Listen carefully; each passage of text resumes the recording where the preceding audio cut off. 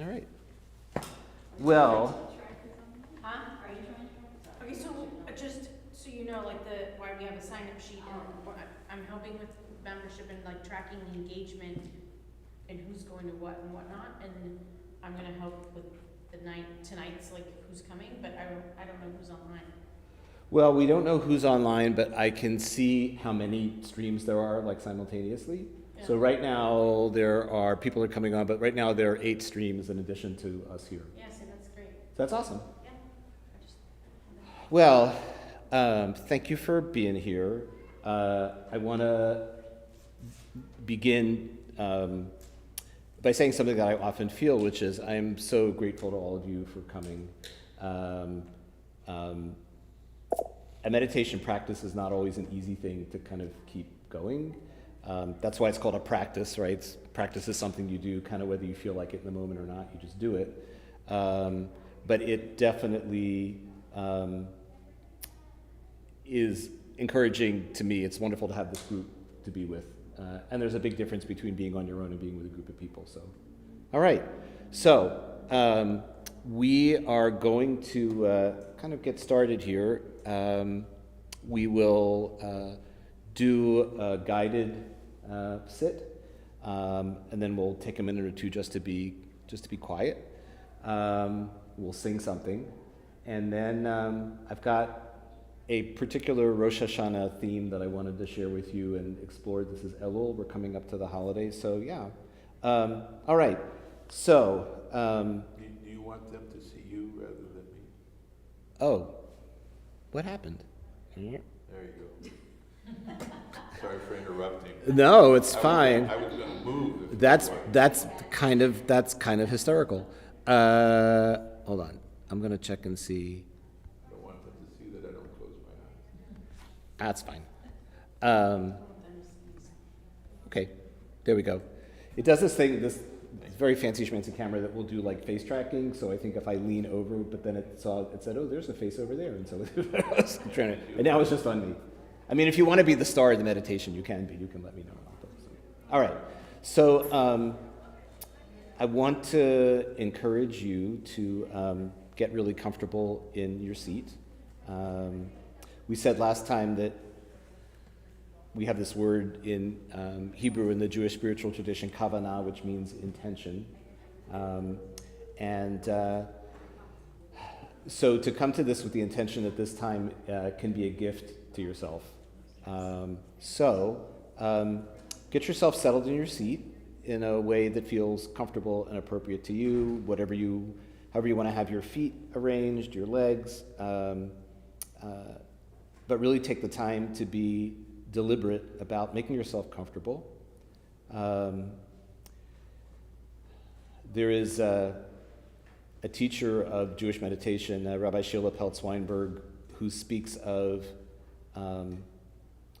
a meditation posture as being both rooted and uplifted at the same time. So the rootedness comes from feeling your connection to your seat, to the chair in this case. And the uplift can just come from an awareness. You can even picture your upper body in your mind's eye. And I like to sit with my eyes closed. And if that's comfortable for you to have your eyes gently closed, that's great. If not, you can just pick out a spot on the floor a couple of feet in front of you and just focus on that softly, not too intensely. But feel that rootedness. Become aware of the solidity of your chair, the way that it supports the weight of your body.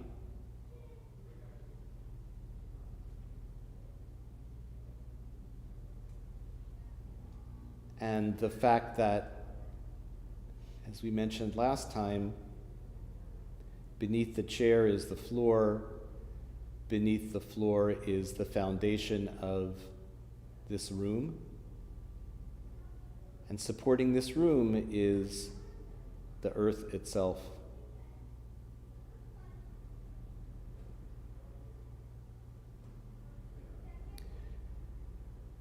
we don't usually take that broader perspective, that awareness that we are grounded on this earth.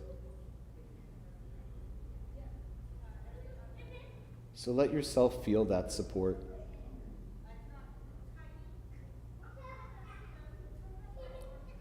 And in that support, let yourself rest into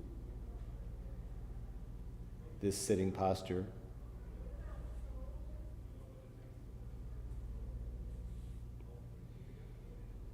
One of the most familiar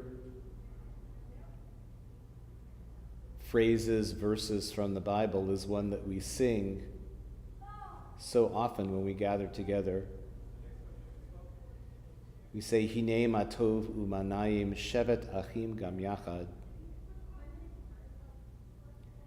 How good and how pleasant it is when we, like achim, like family, shevet, when we can sit together and we can dwell and be together.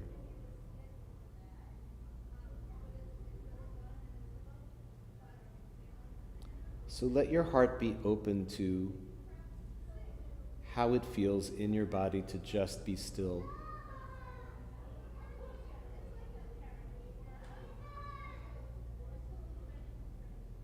Still, if not absolutely silent, but still.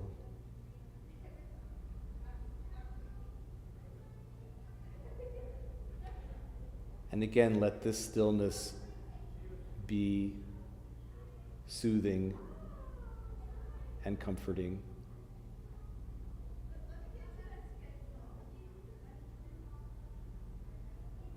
There is a beautiful Hebrew word from Torah, hineni, which means here I am.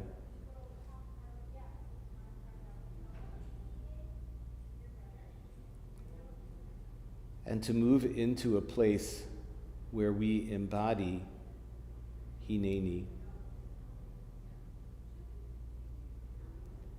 where there is no goal or agenda or task. There is simply the intention of being present to this experience right now. Given all of our busyness, all of our distraction, all of our responsibilities, it can be such a bracha, such a blessing to just let yourself be.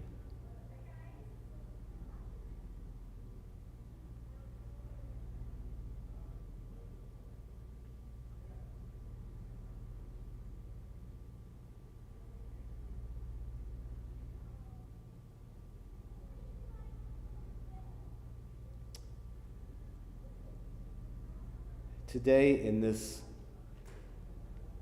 second meditation gathering leading up to Rosh Hashanah, in this month of Elul that precedes Rosh Hashanah,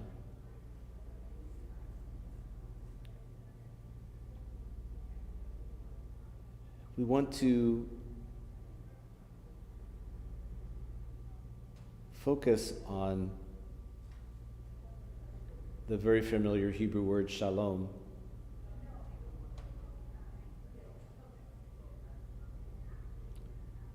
We say that shalom means hello, and it is indeed a greeting.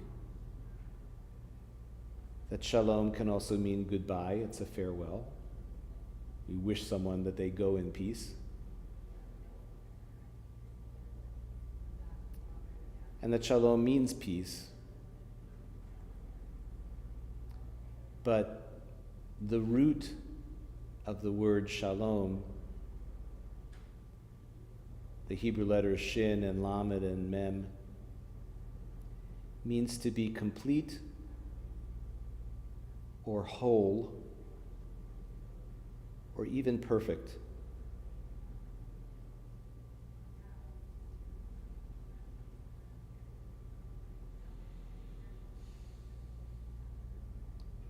So to wish someone shalom is more than hello or goodbye. what we're saying is, I wish for you completeness, wholeness, integrity, contentment.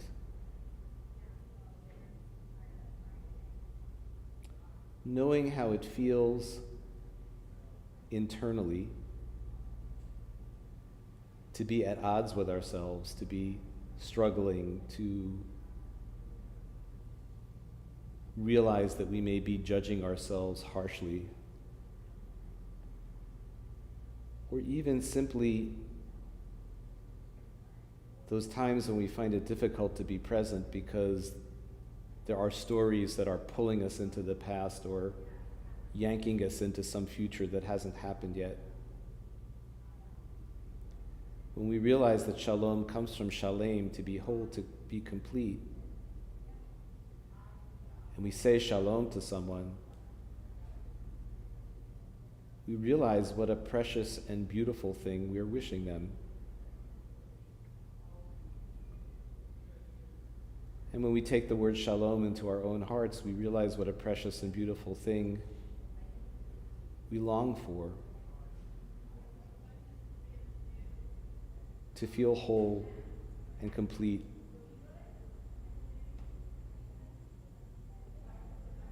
To feel content.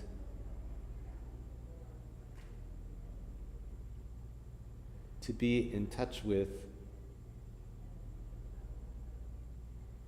the potential for goodness and kindness and compassion and fairness and justice and love that we all have within us. That in that inmost place that we call the Lev, the heart, there is so much goodness there. And that is also part of shlemut, from the word shalom, wholeness, completeness, to know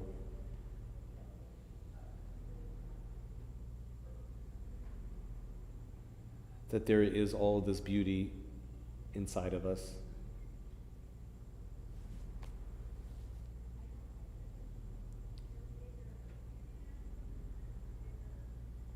I'll tell you a quick story. When I interviewed for the position of rabbi at our congregation, one of the questions I was asked was, Rabbi, can you tell us about your favorite prayer? And I loved that question and was so struck by it. What a wonderful question to ask. No one had ever asked that question in any interview for anything, ever. So I thought about it for a moment, and then I said, well, if I had only one prayer that I could say in the morning, something that's in the Siddur, in the prayer book, it would be the prayer that begins in Hebrew, Elohai Neshama Shenatata Bi Tahorahi, which means, Elohai, my God, Neshama, the soul, Shenatata Bi, which you have placed within me, Tahorahi, it is pure.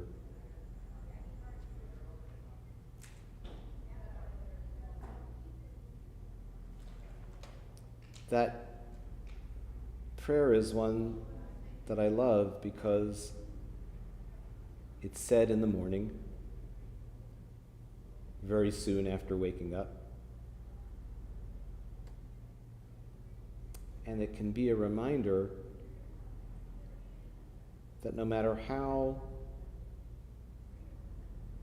we might be feeling when we awaken in the morning,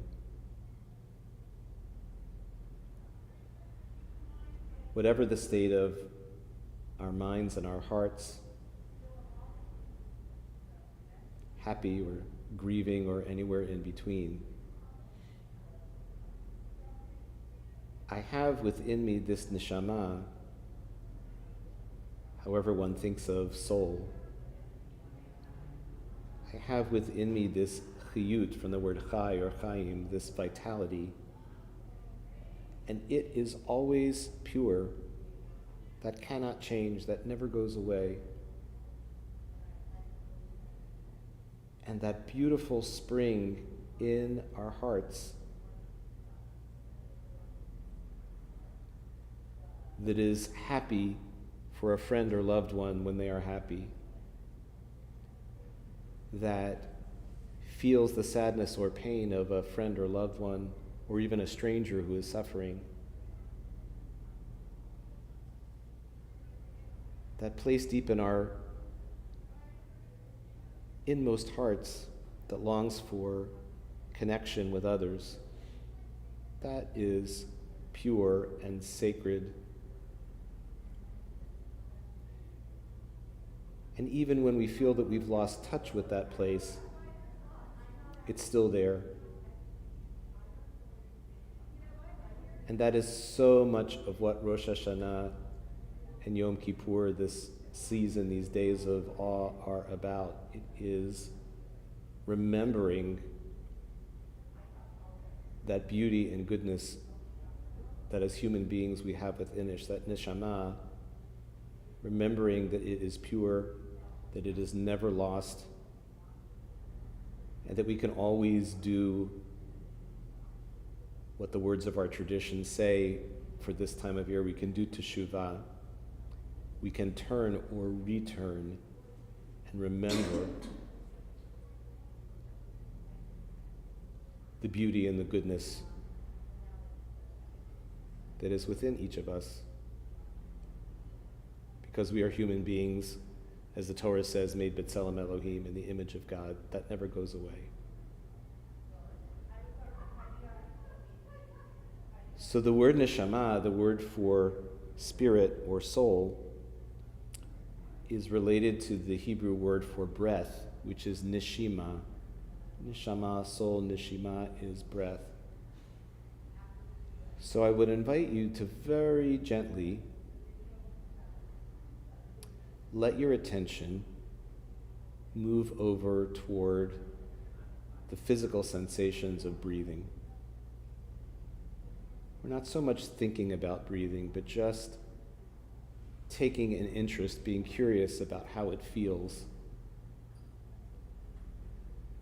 to be breathing right now. Wherever the sensations of breath are most apparent, it might be in your nose, your mouth, the back of your throat. You might notice the rising and falling of your chest and your abdomen as you breathe.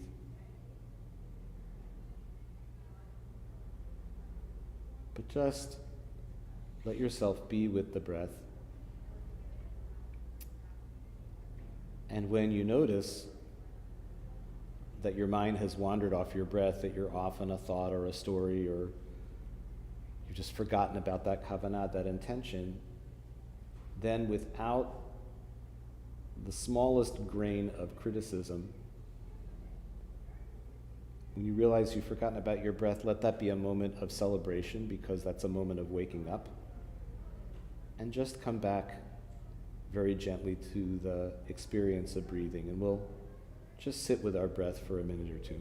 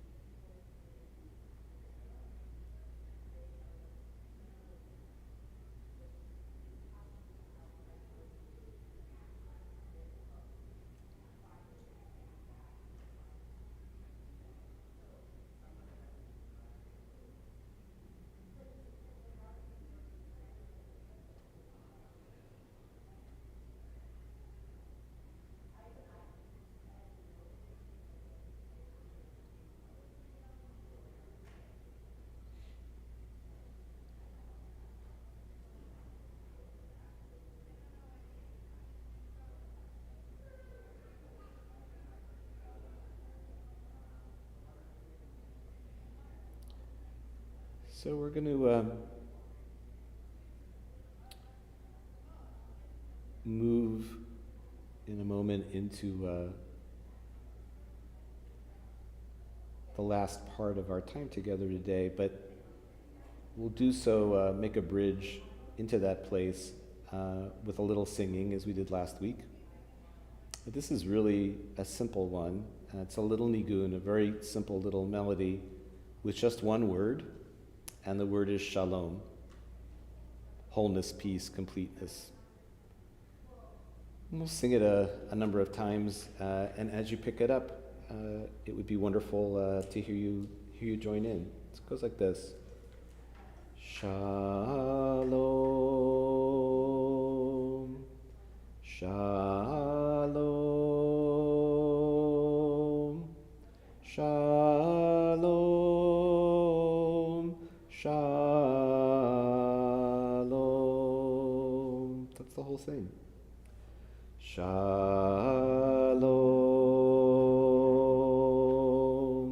shalom,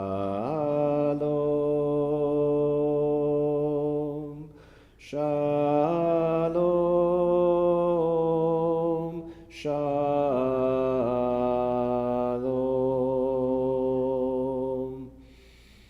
shalom, shalom, shalom, shalom. And one last time. Shalom, shalom, shalom, shalom.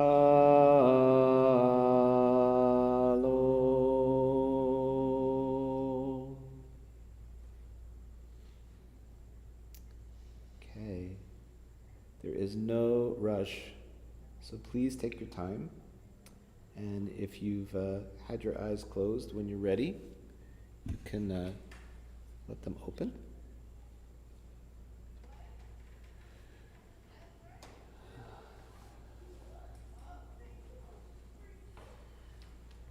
I want to share a little teaching, a little thought about the high holidays. But before I do, I was just reminded of something that happened at the URJ summer camp in Texas, where I used to go in the summertime. The rabbis were teaching, visiting rabbis were teaching various little classes, electives to the kids during shiur time, and I said, well, I could do something about Jewish spirituality, and they said, great. So I'm teaching a bunch of these kids, and we did a meditation, and one of the girls said to me, is it okay if I lie down when we meditate? She's like 13, 14. And I said, yeah, sure, whatever you want. And we did. And by the end of the meditation, she was snoring. She was absolutely like out cold. And I said to her, she said, oh my God, I'm so embarrassed, right? Because one of her friends poked her and then they all started laughing, right? And I looked at her and I said, well, what did you learn from this? And she looked at me, she said that I'm really tired.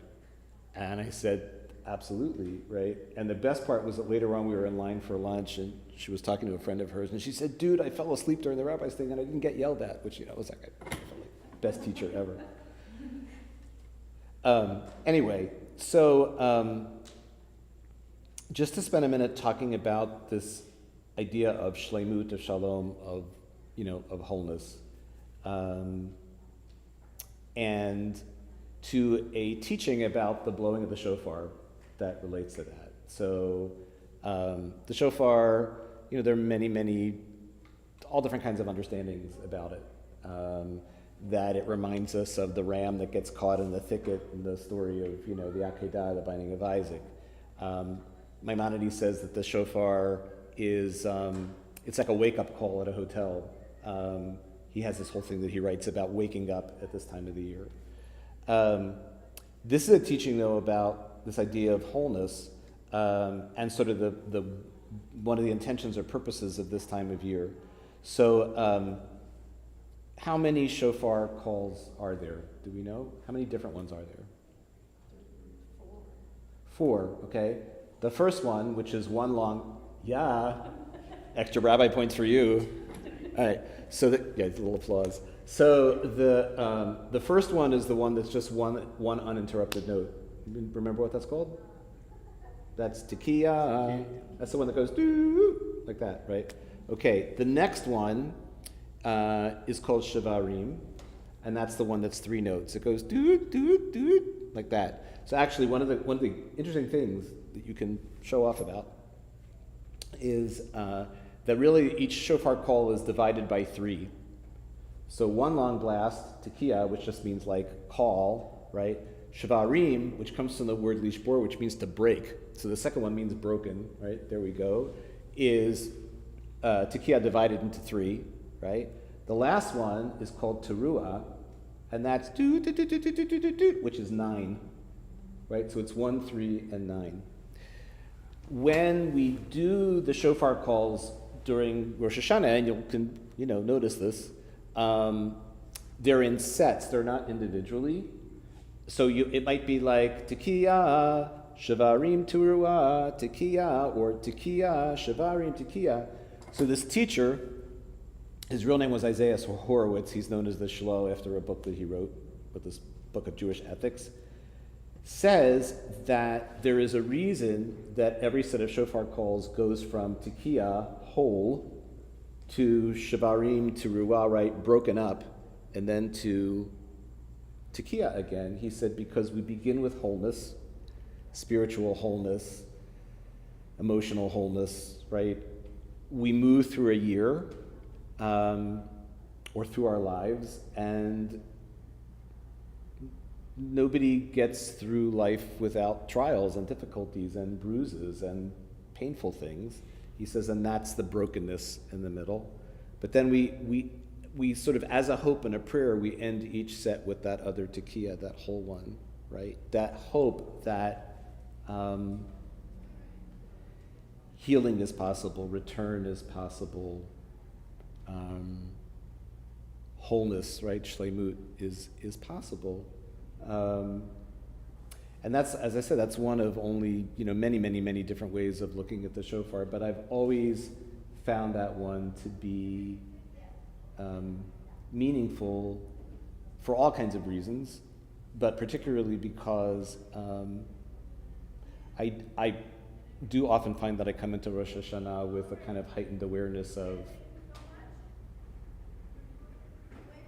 all kinds of things that either hurt or were disappointing or have separated me from that wholeness or that sense of gratitude, and that idea that, okay, this is a time of the year that can have within it healing and a return to wholeness is just really beautiful to me. So yeah, I wanted to share that with you. Anybody, before we wrap up, anybody have any comments or thoughts or anything about this or what we did or? It's beautiful. Thank you. I was an interim rabbi last year. I didn't get to do this on Cape Cod where I was for the year. And I didn't realize until last week how much I missed it. And my hope is to maybe do another series of these leading up to Hanukkah or something, but into holiday is just a chance to sort of do this. So yeah. All right. So here's what we do to end. I want to invite you to stand up. As I said last time, we're not going to do anything weird. Don't worry. And since we're a small group, just take a few steps inside the circle.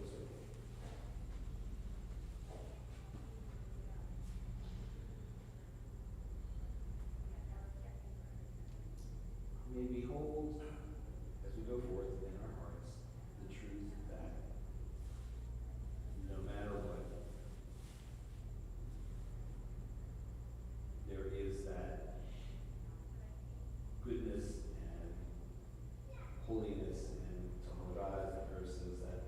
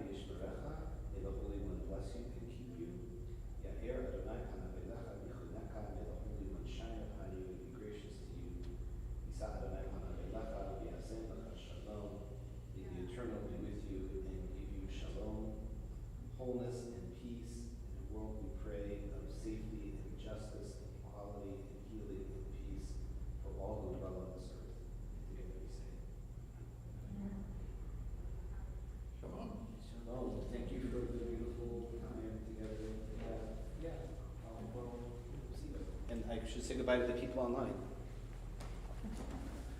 Goodbye, people online. See you later. Bye. Thanks for coming, guys. Thank you. You're so welcome. Yeah.